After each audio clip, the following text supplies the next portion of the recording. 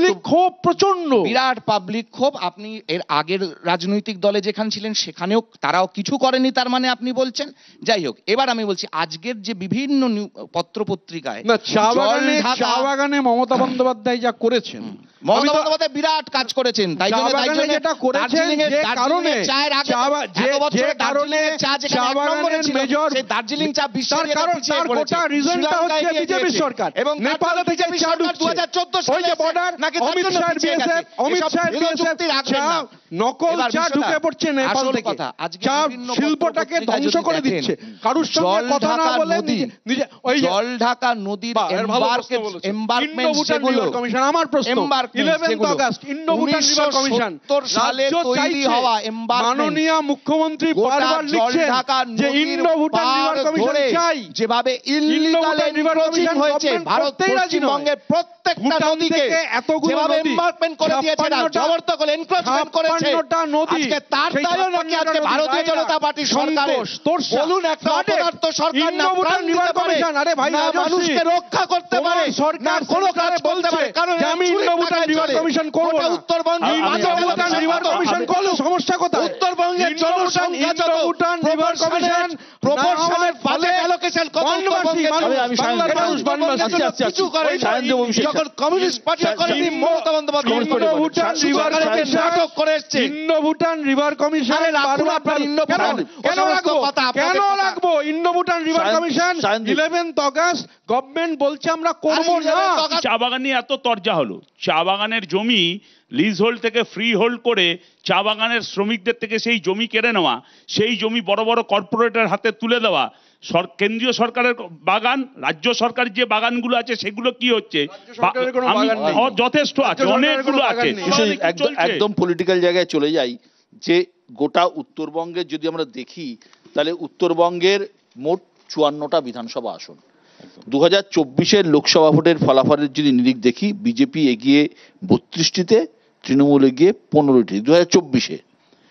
তো এই যে বিজেপির একটা শক্ত ঘাঁটি বলে বিজেপি উত্তরবঙ্গকে মনে করে, সেই জন্যই কি এত লড়াই? দুটো জিনিস ভাবতে হবে। এই ঋতব্রতদা বলছিলেন ইন্দো ভুটান রিভার কমিশনের কথা, সুমন কাঞ্জিলাল বিধানসভায় যে কথা বললেন, মমতা বন্দ্যোপাধ্যায় উত্তরে ছিলেন তখন, বিধানসভায় চলে এলেন, বললেন, এবং একটা প্রতিনিধি দল তৈরি হলো যে ইন্দো ভুটান রিভার কমিশনের জন্য। কারণ একটাই, সিসামারা নদী দিয়ে ভুটান দিয়ে যে ডলোমাইট আসছে, সেই ডলোমাইট ওই অঞ্চলের, আমি আজকেও কথা বললাম ওই এলাকায় জলদাপাড়ায় যে বিভিন্ন নতুন গ্রাম, তারপরে এই যে পঞ্চায়েতগুলো, এই পঞ্চায়েতগুলোর বাড়ির ওখানে যে পলি জমেছে সেই আস্তে আস্তে শুকাচ্ছে এবং তাদের কি দুর্বিষহ অবস্থা, এটা ভাবা যায় না। ইন্দো ভুটান রিভার কমিশন হলে যৌথভাবে কেন্দ্র এবং রাজ্য এই জল ছাড়াটা এবং জল আসাটা অনেকটা কমাতে পারত। এবার আমি আসি নির্বাচনের ক্ষেত্রে।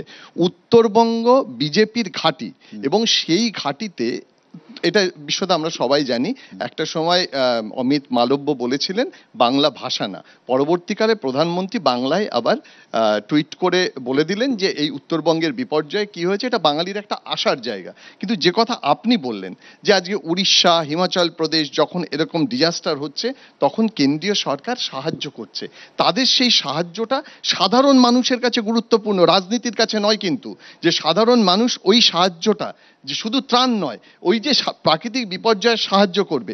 এবার নির্বাচনের আগে দেখুন যে ইস্যুগুলো উত্তরবঙ্গে অত্যন্ত ইম্পর্টেন্ট, চা বাগানের কথা বলছিলেন, চা বাগানের ইস্যু ইম্পর্টেন্ট। বিজেপি কি করে এলো উত্তরবঙ্গে, তাদের ঘাঁটি তৈরি করলো কি করে? পৃথক রাজ্যের স্বপ্ন দেখিয়েছে, বলেছে গোর্খাদের অধিকারের কথা, গোর্খা কাউন্সিল তৈরি করার কথা। সুতরাং অনেক বড় অনেক স্বাস্থ্য, শিক্ষা, সেক্ষেত্রে যে আশা ছিল সাধারণ মানুষের যে বিজেপি এতদিন ওখানে সংগঠন শক্তিশালী করে যা যা করতে পারবে, সেটাকে একটা ধাক্কা লাগলো এবং সেই ধাক্কা লাগার কারণে কিন্তু এখনো কিন্তু ধাক্কাটা লেগেছে, কারণ পশ্চিমবঙ্গ রাজ্য সরকার ফেডারেল স্ট্রাকচার মানে না, সেই কারণে তাদের পশ্চিমবাংলায় সব জায়গায় তৃণমূলের নেতাদের জনরোষের শিকার হওয়া উচিত। তৃণমূল এতই করে থাকতো তাহলে বিগত দুজন উত্তরবঙ্গ উন্নয়ন মন্ত্রী হেরে যেত না, কিন্তু সেইটা নিয়ে আজকে আলোচনার মানে অ্যাকচুয়াল বিষয়বস্তু না। আমার মানে একটা বোধহয় তথ্যের অপলাপ হচ্ছে, হিমাচল প্রদেশ, কেরালা, পাঞ্জাব এই তিনটেতে গত 1 বছরে ন্যাশনাল ডিজাস্টার ঘোষণা হয়নি, একমাত্র উত্তরাখণ্ডে ঘোষণা হয়েছে। অর্থাৎ যেখানে যেখানে বিরোধী সরকার আছে সেখানে ন্যাশনাল ডিজাস্টার ঘোষণা হয়নি। Let me make it very clear, number 1। Number 2, বিজেপির মানবাধিকার বা বিজেপির এই আইন শৃঙ্খলার অবনতিটা না মার খেলে মনে পড়ে। যখন ওরা মারে তখন এটা হচ্ছে গিয়ে স্বাভাবিক জনরোষ। সিজেআই বিআর গাভাইকে যখন জুতো চুড়ে মারা হচ্ছে, একটা নিরামিষ টুইট শুনতে পাচ্ছি আমরা, তখন একজন কারোরও ভেতর থেকে না যে এটা সংবিধানের ওপর আঘাত। কেউ এটা বিজেপি করেছে নাকি? বিজেপি করেনি। কথা বলছো তাহলে? ভাস্কর আমরা কি রাও বলেছি যে বিজেপি কর্ণাটকের সাপোর্টার? আমরা কি বলেছি কংগ্রেস করেছে? ভাস্কর রাও ওর থেকে একটু বড় নেতা, যখন তিনি সাপোর্ট পশ্চিমবঙ্গে করেছেন। দাঁড়িয়ে ও জানে না, ও হোয়াটসঅ্যাপ প্রধানমন্ত্রী একটাও কোনো এটাকে কন্ডেম করে বিবৃতি দিয়েছেন? আলু বার করছে, স্বরাষ্ট্রমন্ত্রী একটাও কন্ডেম করে বিবৃতি দিয়েছেন? দেশের প্রধান শিক্ষক জুতো ছুটছে, প্রধানমন্ত্রী ছুটে যাবেন না, ছুটে যাবেন না। বিজেপি সব ব্যাপারে আলুর দোষ আছে, বিজেপির আলুর দোষ আছে। এই কারণে ওদেরকে কামিনী কাঞ্চনের পার্টি বলেছে তথাগতটা। আরে বিজেপির আলুর দোষ আছে বলে বিজেপি, আরে তথাগত রায় তোমাদের কামিনী কাঞ্চনের পার্টি বলেছে।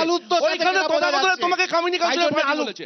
তুমি আলু খুলতে যেও না, তুমি আলু খুলতে যেও না, তুমি ত্রাণ খুলতে যাও। ত্রাণ না হলে পরিত্রাণ পাবে না, ত্রাণ না হলে পরিত্রাণ পাবে না। অদল বদল করেছিলে কি করে সেটা প্রতীক, যেটা আমি বলতে চাইছিলাম যে উত্তরবঙ্গে বিজেপির একটা শক্ত ঘাঁটি, এবং উত্তরবঙ্গ এমন একটা জায়গা যেখানে বিজেপি এখনো যদি আমরা দেখি সেখানে কিছুটা হলেও তৃণমূলের থেকে এগিয়ে আছে।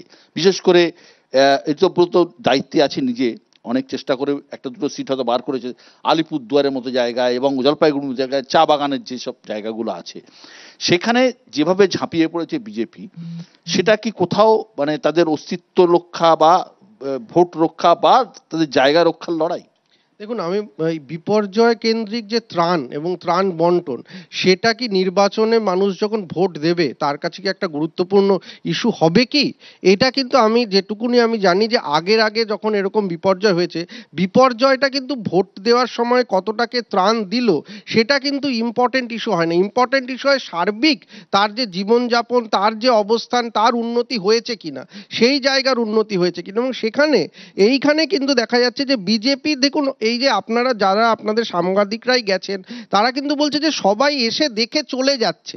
কবে যে ত্রাণটা এসে পৌঁছবে, কবে তার বাড়িটা মেরামত হবে, কবে সুষ্ঠু হবে, এইটা কিন্তু ধরুন আজকে কেন্দ্রীয় সরকার তারা যদি চায় যে তাদের উত্তরবঙ্গের মাটি আরো শক্ত হোক, তাদের রাজনৈতিক মাটি, তাহলে তাদেরকে কিন্তু আরো বেশি এটা অন্তত দেখানোর জন্য করা উচিত। কিন্তু আজও তো দেখতে পেলাম না। আজকে NDRF, national disaster relief force, তারা যে এলো, তারা কতটা কি করলো এবং তারা এসডিআরএফ এর সঙ্গে সমন্বয় করলো কিনা সেটাও তো আমরা দেখতে পেলাম না।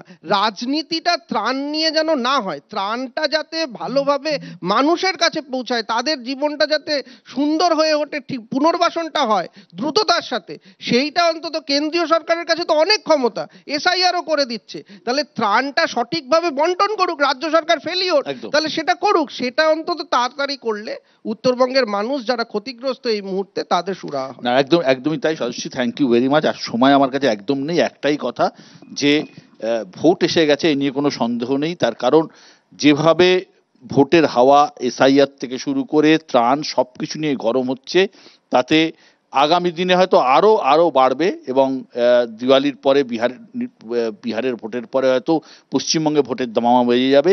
কিন্তু আমাদের আলোচনাও চলবে, একই সঙ্গে যে রাজনৈতিক তর্ক বিতর্ক সেগুলোও চলবে। কিন্তু সাধারণ মানুষ যারা ক্ষতিগ্রস্ত হয়েছেন তাদের পাশে দাঁড়ানো, তাদেরকে ত্রাণ দেয়া, সেটা দলমত বিশেষে সবার ঊর্ধ্বে উঠে করা উচিত বলে অন্তত আমাদের মনে হয়। অনেক ধন্যবাদ আজকে এখানে আসার জন্য। ভালো থাকবেন সবাই।